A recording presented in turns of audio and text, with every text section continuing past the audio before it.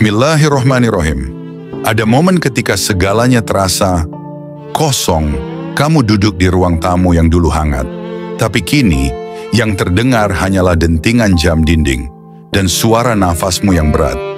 Kamu menoleh ke kanan, pasanganmu ada di sana. Tapi rasanya jauh, jauh sekali. Dulu kalian bicara sampai larut. Sekarang, hanya sepatah dua patah kata, lalu tenggelam lagi dalam layar masing-masing. Dulu pelukan terasa seperti rumah, sekarang disentuh pun terasa canggung. Bukan karena tidak ada cinta, bukan karena tidak ada komitmen, tapi seakan ada yang menggerogoti dari dalam, diam-diam, pelan, tapi pasti. Dan saat kamu mencoba mencari alasan, segala logika terasa tak cukup. Sampai akhirnya kamu sadar, ini bukan hanya soal hati, ini bukan hanya soal manusia, ini soal gangguan dari alam yang tak terlihat. Namanya tidak sering disebut di mimbar-mimbar, tapi kehadirannya nyaris merasuki tiap rumah yang goyah. Jin Dasim, makhluk gaib yang ditugaskan oleh iblis bukan untuk menakut-nakuti manusia, tapi untuk menghancurkan apa yang paling sakral di bumi ini. Rumah tangga, bukan lewat teriakan, bukan lewat bayangan di dinding, tapi lewat bisikan halus yang merusak kepercayaan, dorongan ego yang menghancurkan komunikasi, rasa enggan yang memadamkan kasih sayang. Dasim tidak butuh sihir rumit, cukup sedikit kelalaian, sedikit celah, dan dia masuk. Saat kamu masuk rumah tanpa menyebut nama Allah, saat kamu membawa pulang emosi dari luar dan melampiaskannya pada istrimu, saat kamu menyimpan dendam kecil dan membiarkannya mengendap, saat itulah Dasim masuk. Dia tidak mengetuk pintu, dia tidak minta izin. Dia hanya butuh satu hal, lupa. Lupa bahwa pasanganmu adalah amanah. Lupa bahwa rumah adalah tempat ibadah. Lupa bahwa setiap marahmu, setiap diammu adalah ladang ujian dari Allah. Dan ketika kamu lupa, Dasim mulai bekerja. Pertama, dia rusak komunikasi. Dia membuatmu malas menyapa. Membuatmu merasa, ngapain sih ngomong, pasti ujung-ujungnya berantem. Lalu kamu memilih diam. Diam yang berubah jadi jarak. Kedua, dia tiupkan prasangka. Sedikit keterlambatan pasanganmu, langsung kamu pikirkan macam-macam. Jangan-jangan dia udah nggak sayang. Jangan-jangan ada orang lain. Dan Dasim tersenyum, karena kamu percaya pada bisikannya. Ketiga, dia ganti cinta dengan gengsi. Kamu tahu kamu salah, tapi kamu menunggu dia duluan minta maaf. Kamu tahu kamu rindu, tapi kamu ingin dia yang lebih dulu mendekat. Dan disitulah rumah kalian mulai retak. Tidak semua pertengkaran berasal dari kesalahan besar. Sebagian hanya karena hal sepele yang terus dibiarkan.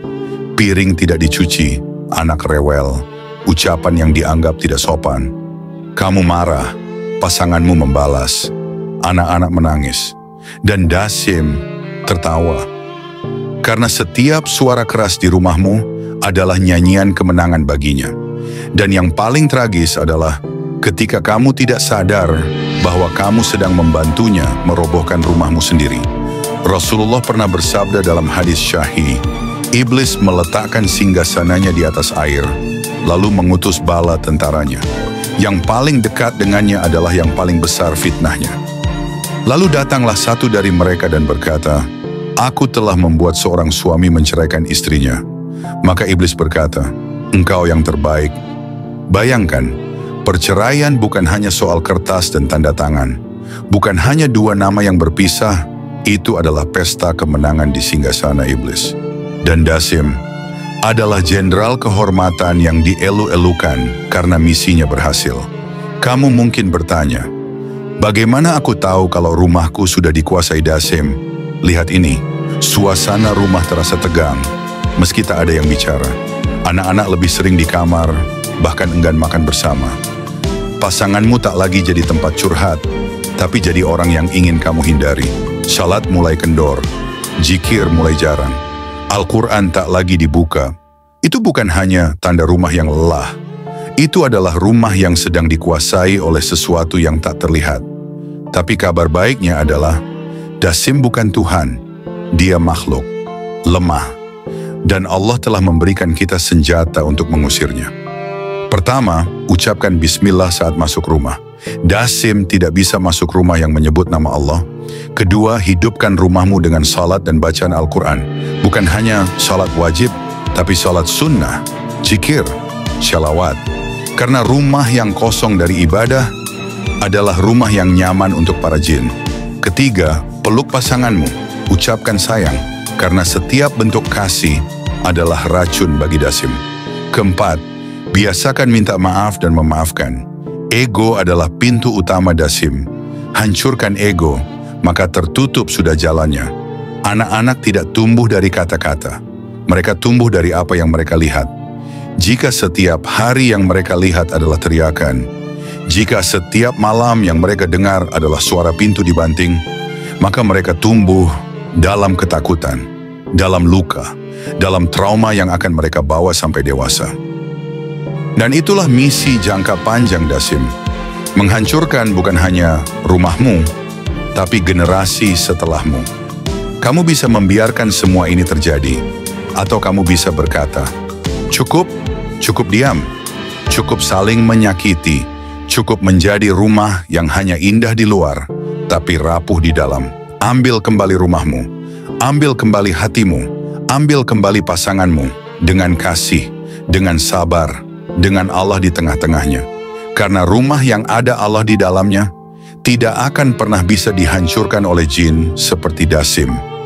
Jika hari ini rumahmu sedang retak, ingat, masih ada waktu untuk memperbaikinya. Jika hatimu sedang dingin, hangatkan ia dengan zikir. Jika pasanganmu terasa jauh, dekatilah dengan doa. Dan jika kamu merasa sudah menyerah, ingatlah, Allah tidak pernah menyerah padamu. Jangan biarkan satu jin membuatmu kehilangan surga yang sedang kamu bangun. Jika kamu merasa video ini mewakili perasaanmu, bagikan, sebarkan. Karena bisa jadi, ada rumah lain di luar sana yang sedang menjerit dalam diam. Dan siapa tahu, video ini menjadi alasan rumah itu selamat dari kehancuran.